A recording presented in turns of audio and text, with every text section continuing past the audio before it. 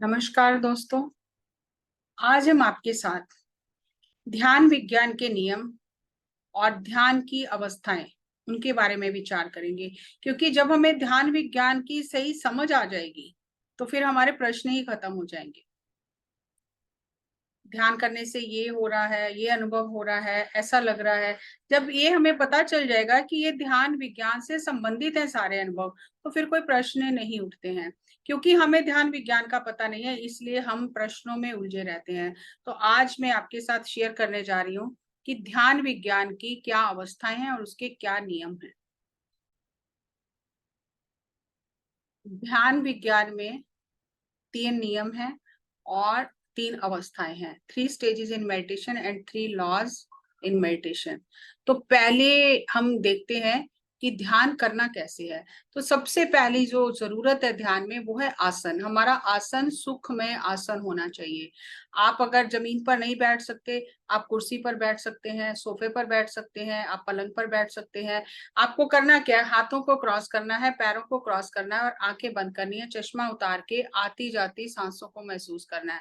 बिल्कुल आराम से बैठे। हाथों को क्रॉस करने से हमारे जो ये टिप्स हैं इनसे 10% ऊर्जा बाहर जाती है, तो वो लॉक लग जाता है। पैरों के जो टिप्स हैं उनसे 10% ऊर्जा बाहर जाती है, वो भी लॉक लग जाता है।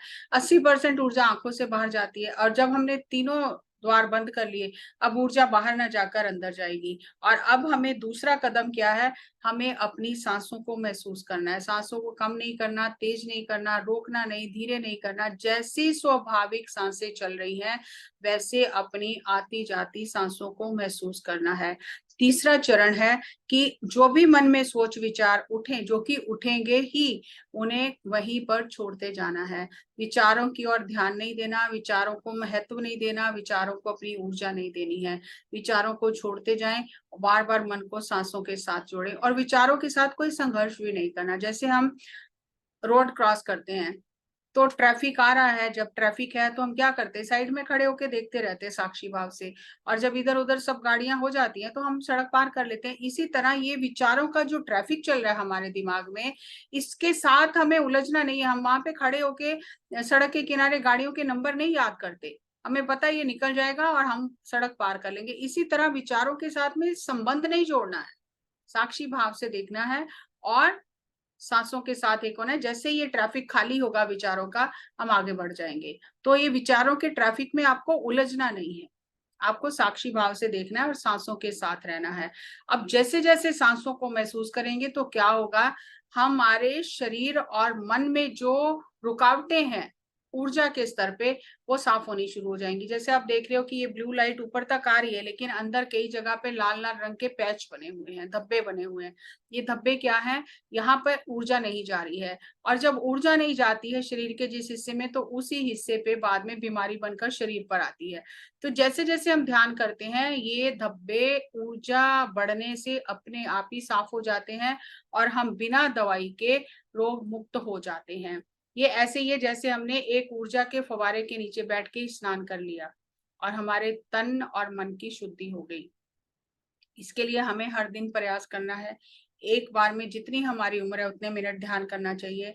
और जैसे जैसे आप ध्यान को बढ़ाते जाएंगे, आप बिना दवाई के सब बीमारियों से छुटकारा पाते जाएंगे।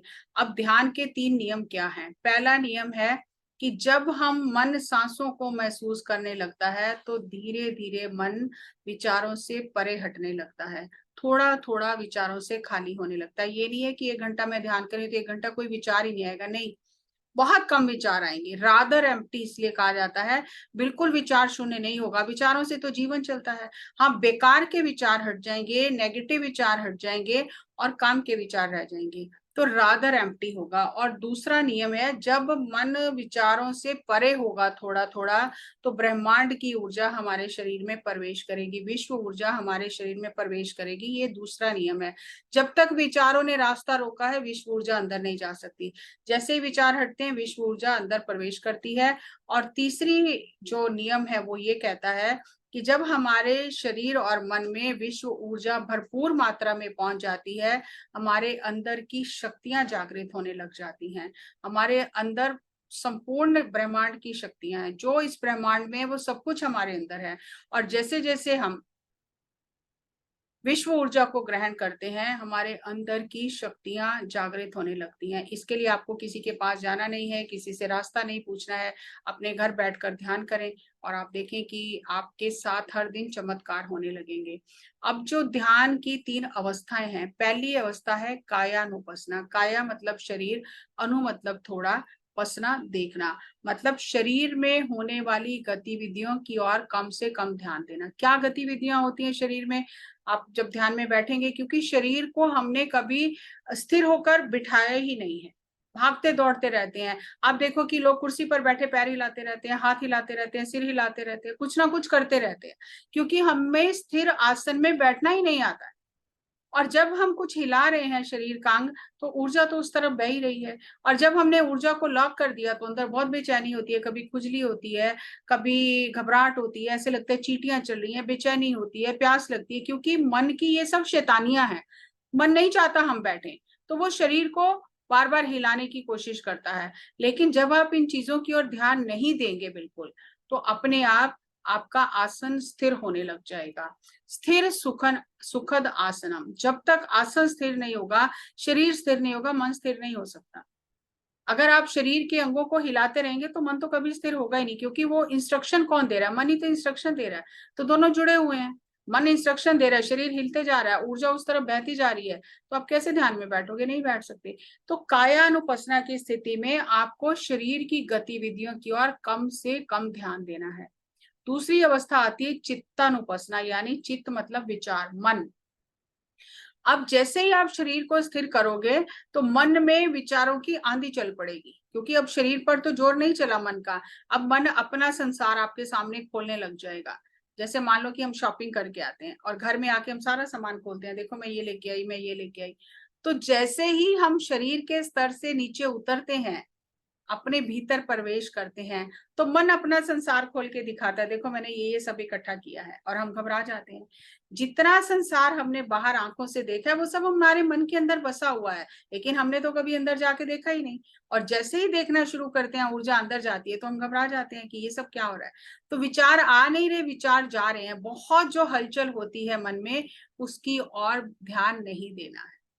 विचार अपने आप जा रहे हैं, उन्हें जाने दो, बाय बाय बोलो, जाओ, खाली करो इस घर को। बिना किराए के आप इस घर में रह रहे हो, इस घर को खाली करो। और जहां आप देखोगे कि 95% विचार जो है हमारे है ही नहीं, लोगों के विचार हैं, हमारे है ही नहीं। और वो भी जब जाते हैं तो हम घबराने लग जाते हैं, क्योंकि विचार आ नहीं रहे, जा रहे हैं। इस बात पर खास ध्यान रखो कि विचार आ नहीं रहे, जा रहे हैं। अगर मैं आपको कहूँ कोई नया विचार करो, आपको नया विचार कोई नहीं आएगा, पुराने ही सब आते रहेंगे, क्योंकि वो अंदर जमा है, अब वो बाहर निकल रहे हैं, तो उनकी ओर ध्यान नहीं देना। ये दूसरी अवस्था है। तीसरी अवस्था विपස්සना की अवस्था है। विपස්සना मतलब विशेष रूप से देखना, भी विशेष पसना देखना, विशेष रूप से तीसरी आंख के अनुभवों को देखना। ध्यान में जब तीसरी आंख हमारी एक्टिवेट होती है, तीसरी आंख कह सकते हैं, आत्मा की आंख कह सकते हैं, और जब उससे कुछ हमें दिखाई देता है जो हमारी इंद्रियों की पहुंच से परे है, जो कभी हमने जीवन में ना देखा है ना सुना है, जब ऐसी चीजें ध्यान में दिखाई देती हैं हमारी थर्ड आई से, तो उन पर विशेष रूप से ध्यान देना है।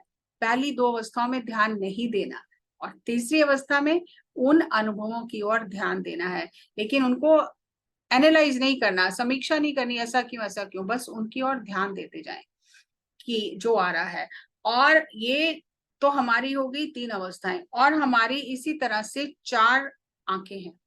हैरानी होगी आपको, 4 कौन सी आंखें? एक तो चर्म चक्षु, फिजिकल आई, जिनसे हम ये संसार देखते हैं। जब तक हम अपनी भौतिक आंख को बंद नहीं करेंगे, तब तक ध्यान हो ही नहीं सकता। खुली आंखों से कोई ध्यान नहीं होता, क्योंकि ऊर्जा तो बाहर जा रही है, ऊर्जा को अंदर लेके जाना है, बाहर से अंदर जाना है, अंदर जाना है, तो ऊर्जा को अंदर लेके जाना है। तो जब तक फिजिकल आंख को बंद नहीं करेंगे, तब तक अंदर नहीं जा पाएंगे। दूसरा है हमारा मनोचक्षु। मनोचक्षु क्या है कि बाहर आपने अपने आप को स्थिर कर लिया, अब ऊर्जा को बाहर नहीं जाने दिया, अब ऊर्जा अंदर गई तो मन ने अपना बवाल खड़ा कर दिया, अपना संसार आपको दिखाना शुरू किया। अब ये मनोचक्षु जागृत हो गया। पहले संसार देखने के लिए चरम चक्षु जागृत है, अब आपने चरम चक्षु बंद कर लिया, संसार देख नहीं रहे हो आप, मनोचक्षु जागृत हो गया। अब जैसे जैसे ध्यान करोगे, ऊर्जा अंदर जाएगी, मनोचक्षु शून्य होगा, खाली होगा। और जैसे जैसे मनोचक्षु खाली होगा, अंदर शुद्धिकरण होगा, वैसे वैसे आपकी फिर तीसरी आंख खुलेगी, जिसे आत्मा की आंख कहा जाता है। और जब आत्मा की आंख खुलेगी, इस आंख से आपको वो दिखाई देगा जो आपने जीवन में कभी ना देखा है ना सुना है।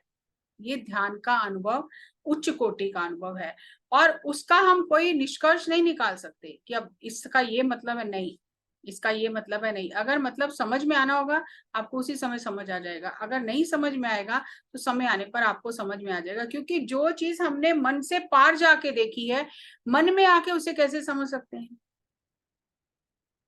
मन से पार देखी हुई चीज को वापस मन की अवस्था में आके नहीं समझ सकते।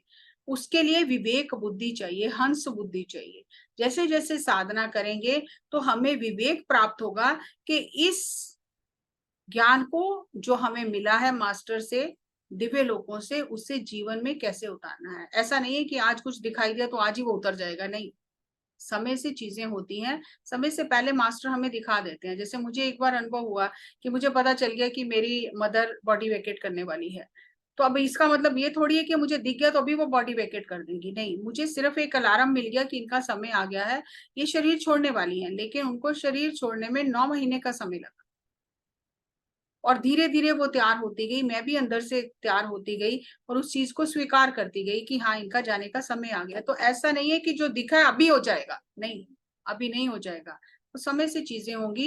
वो विवेक बुद्धि प्राप्त होनी बहुत जरूरी है। अगर आपको विवेक नहीं है तो फिर आप सब चीजें एनालाइज कर करके उसके गलत अर्थ निकाल लोगे, और अर्थ का अनर्थ हो जाएगा।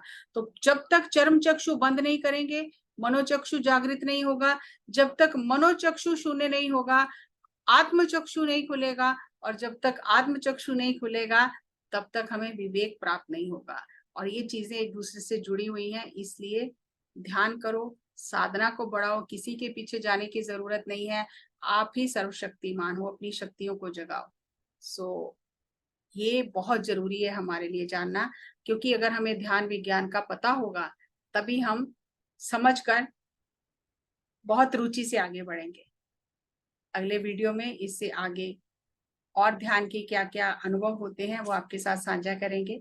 तब तक देखते रहें, दूसरों के साथ साझा करें इस विज्ञान को, और ध्यान करते रहें। नमस्कार, धन्यवाद। Thank you, thank you, thank you.